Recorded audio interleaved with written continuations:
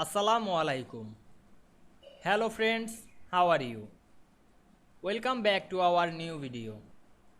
In this video, I am going to show you how to change SmartArt style in Microsoft Word.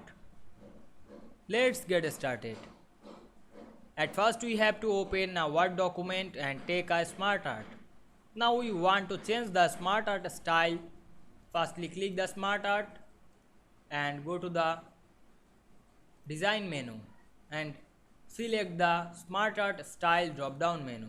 Then choose any style in this style drop down menu. Now I select the style and we can see here we change the SmartArt style very easily. I hope you enjoyed the video. Please like, comment, share and subscribe my channel. Thanks for watching.